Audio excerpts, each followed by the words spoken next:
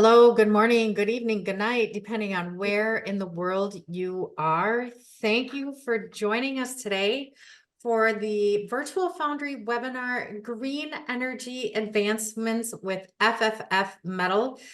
We are delighted to have you as a part of the event today. Gaius, I'll say hello to you, especially it was great to see your name come through the registration list. Glad to have you with us today. It is Thursday, May 16th, 2024. The time is 11:02 a.m. and the temperature right now in southern Wisconsin, USA is 66 degrees Fahrenheit. That's 19 degrees Celsius for all you Celsius users.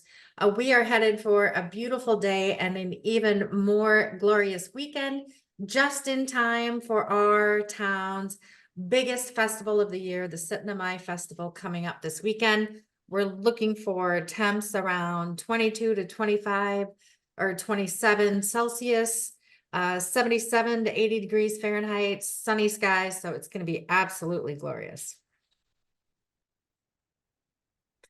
Your presenters today are Brad Woods, our founder, inventor, all-around science guy. Say hello, Brad. Hi, everybody. I'm Tricia Sees, president of the Virtual Foundry, and behind the scenes today, helping manage the call is Austin Triggs, who wears quite a few hats around the Virtual Foundry. If you've emailed us with a question, it's quite likely you got an answer from Austin. He'll be posting resources in the chat as we go today. Give us a hello, Austin. Hi, everyone. The webinar today is being recorded, and the recording will be posted on the Virtual Foundry's YouTube channel within a few days. You'll get an email letting you know when that webinar replay video is ready. Now, there is a Q&A time slotted for the end of the session today, but so type any questions that you have in the chat box. Sometimes we can answer those questions in line as we go. Now, if you are interested in networking with other people who are using FFF Metal to advance green energy, we have a couple of options for you. One way to connect with others is through the Virtual Foundry's Discord server. Austin will put a link to that in the chat here. In that Discord server, you can see what others are doing with the Virtual Foundry's Filamet FFF Metal materials, and talk with them in there. Excuse me. I will also, when I send you the video replay email, I'll include a link to that Discord server in there as well.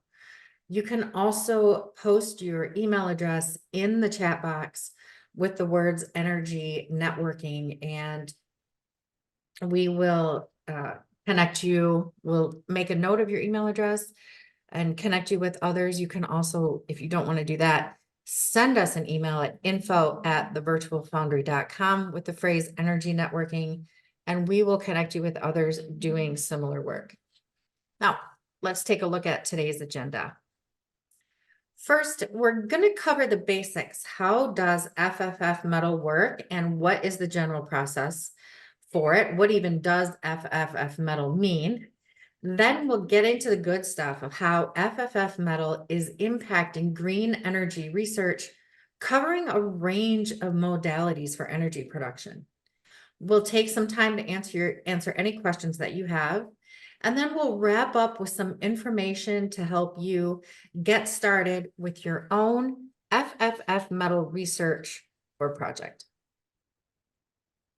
Now, FFF stands for Fused Filament Fabrication, and it's the most common style of 3D printing, sometimes referred to as FDM. With FFF Metal, you're using common equipment that you may already have to produce pure metal, glass, or ceramic objects. Now, all of our Filamet FFF 3D printing materials are made and manufactured in generally the same way. We start with standard PLA 3D printing plastic and load it up with as much metal, glass, or ceramic powder as we can get into it. The PLA becomes the binder holding those powders together. Now, because the powders are held together with PLA, they print just like PLA. From there, the prints are debound with heat and then those powders are sintered together using, again, just heat. Most of our stock filament materials complete that debind and sinter process in a regular kiln with open atmosphere, no gas or vacuum needed. The two current exceptions are aluminum and titanium, which do require specialized environments. Now, once sintered, you can do anything to that object, that final part, that you would do to the piece of metal, glass, or ceramic that you have anyway. That includes welding, brazing, machining, finishing, any of that work. The parts are microscopically porous, which is a property of powder sintering, and that property is controllable.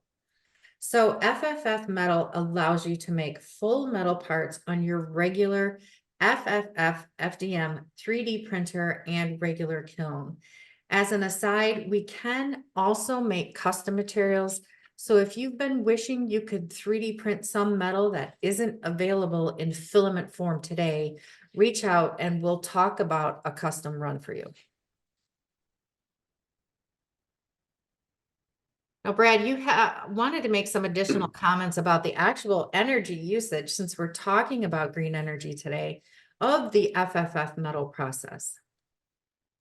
Right. So not only is FFF metal being used to develop new technologies for green energy storage and transfer, it also uses less energy than traditional techniques. You're never melting the metals, so it all operates at a lower temperature. And this is interesting in a few different ways.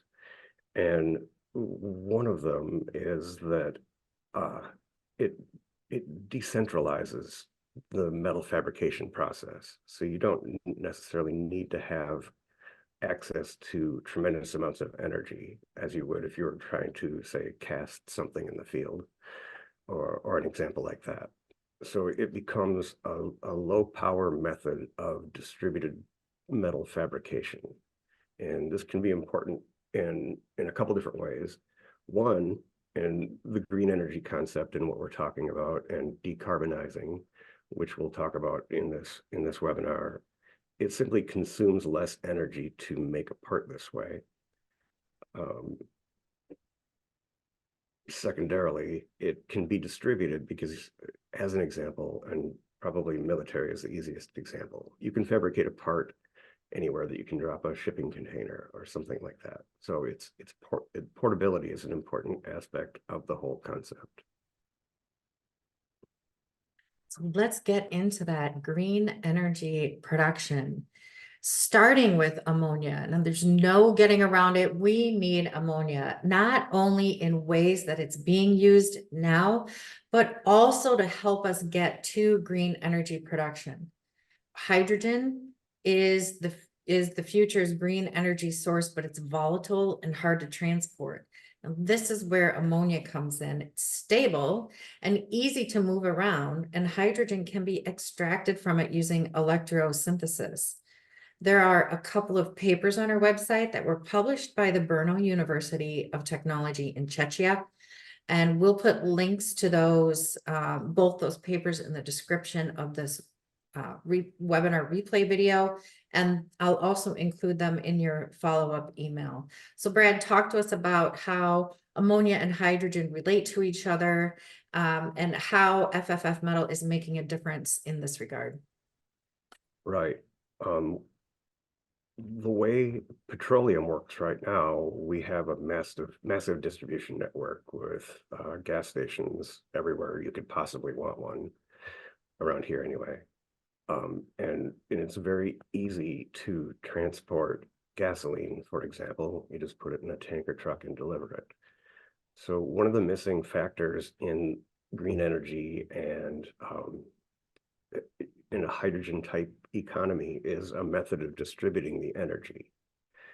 One of the key advantages of gasoline is that it's highly energy dense. A given unit, say a pint of gasoline, has a tremendous amount of energy in it, as much as several sticks of dynamite. It's pretty remarkable.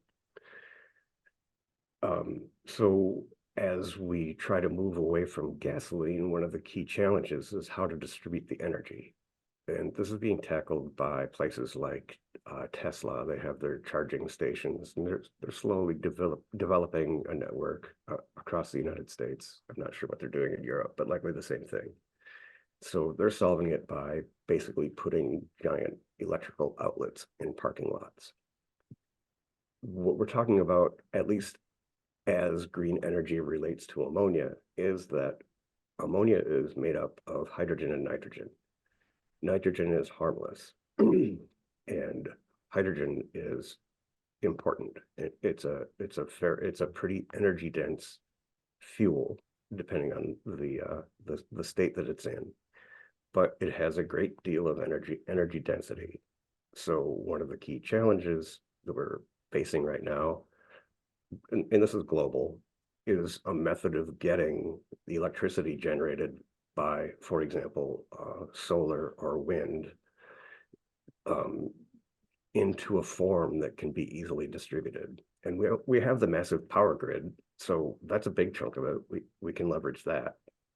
But there are situations where having hydrogen in a liquid form that you can simply transport works in well with the existing petroleum economy and the whole infrastructure that we've already built.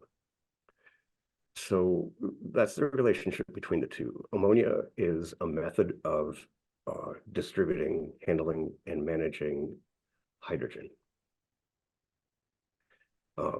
How is it generated today? So they call it the Haber-Bosch process, and basically it's high energy, high heat, high pressure, and a catalyst. So this is also, it consumes a fair amount of energy to generate ammonia the way that we do now. The way that it can be used, they're generated using FFF metal. This is what the research is about. And this is what, like Brno University, this is what they're discussing. So they're developing inexpensive methods to create hydrogen, or to create ammonia from hydrogen in the field. So, I mean, if you could kind of picture it like a windmill that produces ammonia, I mean, that would be the ultimate. But you can get there, and there's a path between where we are now and that.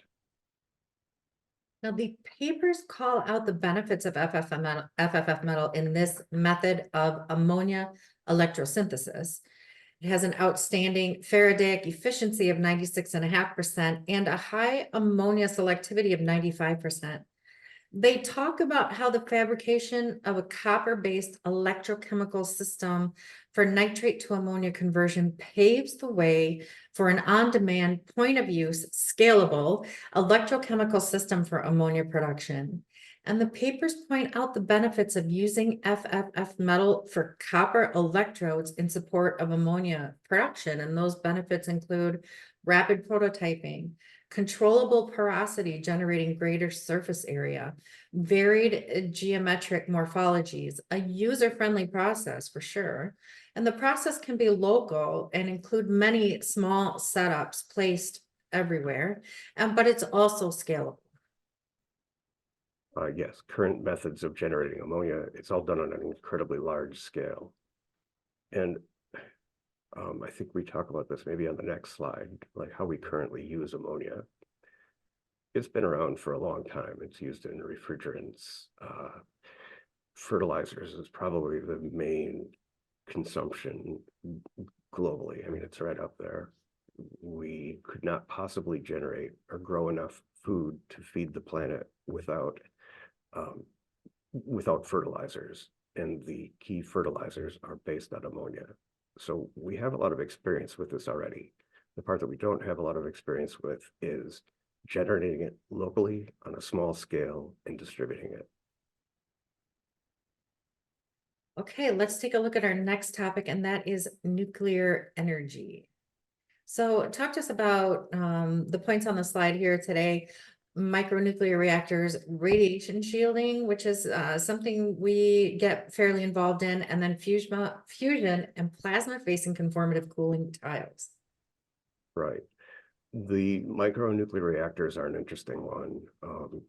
So we have customers that are working on I mean, we're talking the size of, the size of a 55-gallon drum, something like that, up to generators that fit full-on nuclear reactors that generate electricity that fit in a shipping container or on the back of a truck. And there are already functioning prototypes. And where FFF Metal comes in there is that it's an inexpensive method of creating very complex parts. So when you're dealing with nuclear energy, the nuclear part of it is one thing, but you are generating huge amounts of heat that you need to manage. So virtual foundry materials are being used to generate manifolds or create manifolds, things like that, methods of fluid transportation for the working coolant inside of the nuclear reactors. Additionally, radiation shielding, which is also a commonly recurring theme for the virtual foundry. We make a tungsten infused filament that shields radiation in ways that are very similar to lead. So it finds itself being used as a non-toxic replacement for lead that just happens to be 3D printable. And so this is less to do with the mechanical operation of these nuclear reactors and more to do with shielding safety, managing gamma radiation, etc. Fusion. So this is another giant topic and it comes up all over the place. So one of the main advantages of being able to 3D print a part is that the part can have an internal geometry. I think I've used the word the word left me, but methods of here we use the word conformative cooling, but all it really means is that cooling channels are being 3D printed into a solid object. And we've done this in a few different ways for a few different projects. We've done it with hot water ice drills, and for the plasma facing fusion. So this is complete. This has everything to do with fusion reactors. So if you picture a tokamak style fusion reactor, the idea would be to 3D print tungsten, but the tiles will have internal cooling channels to circulate the heat away from the surface.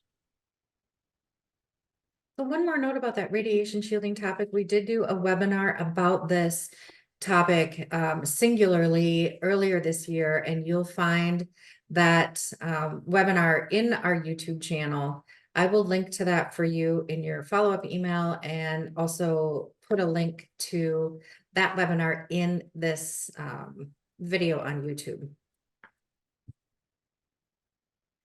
Now, taking a look at electromagnetics, talk to us about electromagnetic cores and the shapes that are available and what difference that makes. Okay, this is one of my favorite topics. So we've talked about generating hydrogen, storing hydrogen, transporting hydrogen, but at some point you have to take that hydrogen and convert it from a chemical energy to a mechanical energy. And that's what a motor does. What's happening and what we're seeing is that historically, all electrical motors are made, kind of the same way. And it's mostly due to the way that they're fabricated. So they'll have a core, for example, the U-shaped core in the example is a good one. But what you can do with that core, that U-shaped core, would be made up of dozens of thin sheets of metal that are insulated from one another, iron-bearing metal specifically. And to control the magnetic flux and to optimize it, they print it in stacks of metal, and the stacks have to be insulated from one another. And because of the way that these are fabricated, it's always been necessary for those sheets to be effectively flat. It's very difficult to make a sort of a non-planar electrical core for an electromagnet. So difficult to manufacture that way and to do things that are more interesting with it. When you get to 3D printing, that becomes a non-issue. So you can now 3D print cores, segmented cores that are laminated, but they're non-planar, so they can be new shapes. So what researchers are doing is beginning to understand that by improving the shape of the cores, the electromagnets essentially, they can tune the shape of the flux generated by the electromagnetism. And when they do this, they can make motors that are more efficient and more powerful.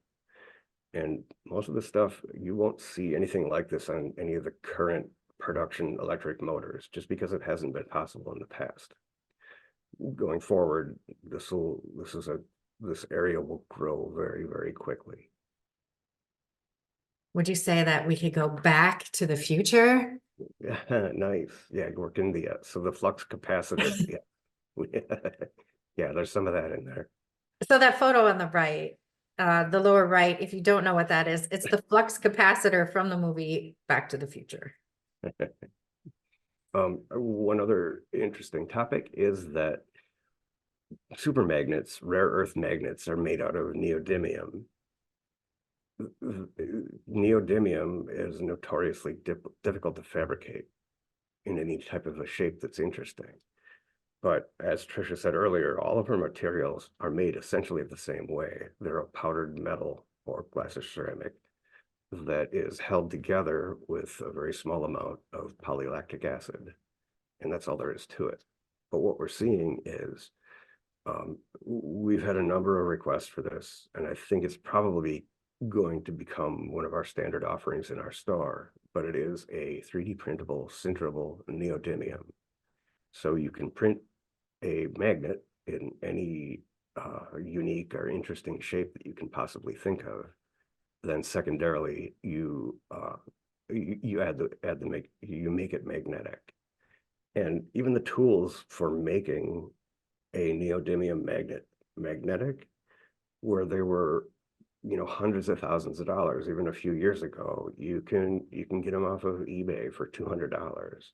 So a couple different things are happening. It's getting easier, it's getting more accessible.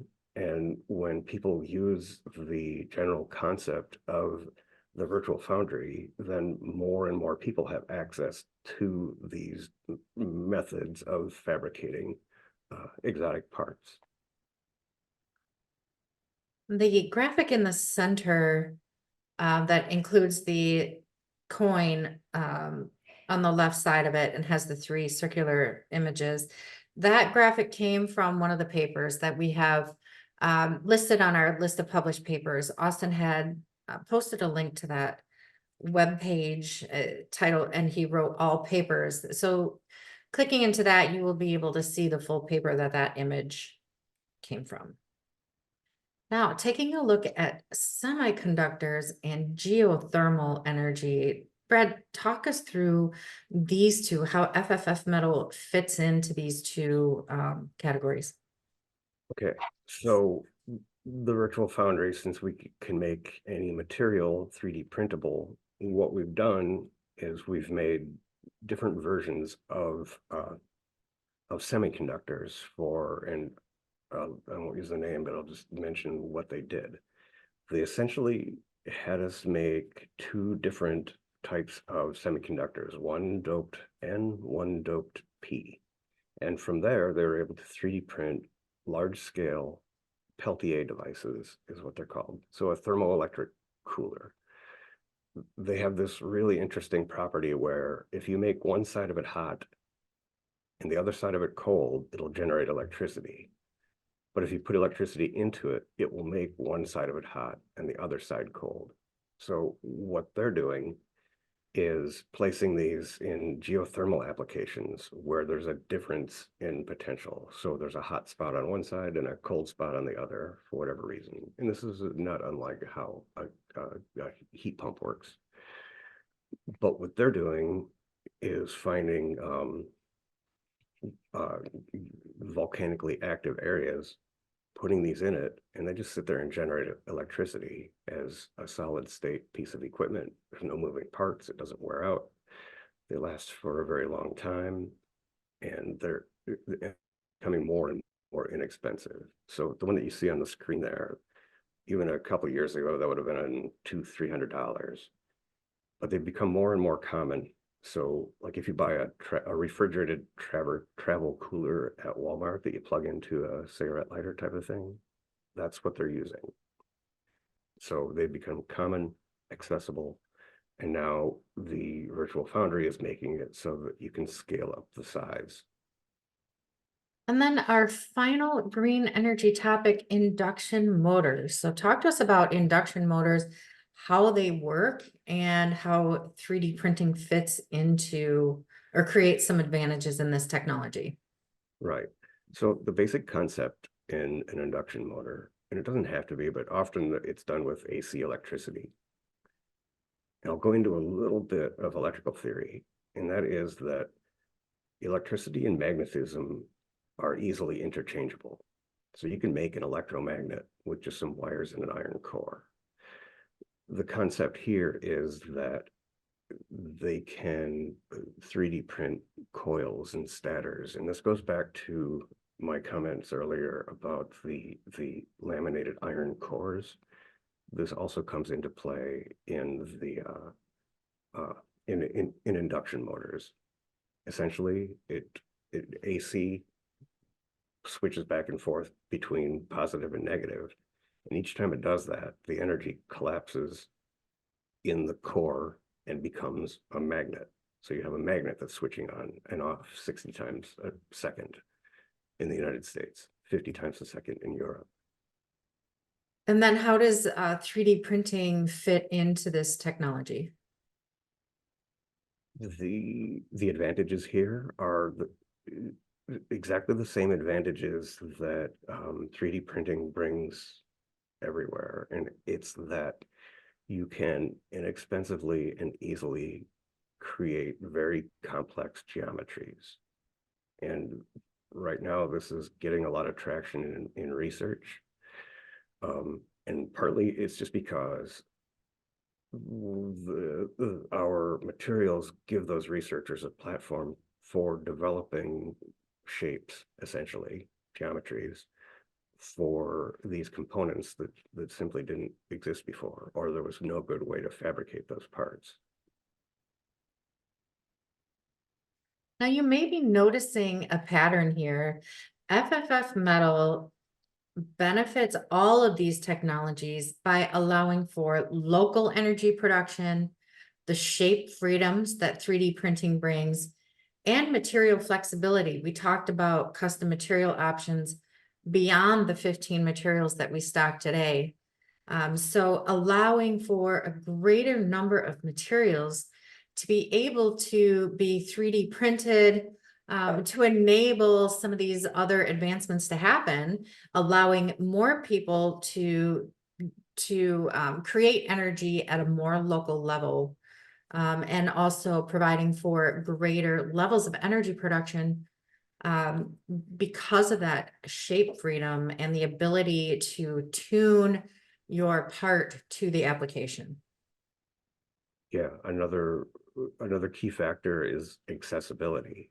So using our technology, there are, thousands of inventors in their basements working on projects that previously had no method of, creating a high-tech electromagnet. That just wouldn't make sense, but now it does. And it's an affordable method of doing things that have never been done before.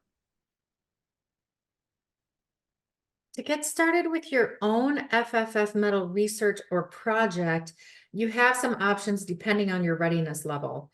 If you are still researching the technology and what you can do with it, check out the Virtual Foundry's YouTube channel, hop into the Discord server to see what others are doing, and go to the How-To tab of the website where you'll find complete instructions from start to finish for how to work with the Virtual Foundry's Filamet 3D printing materials and FFF Metal.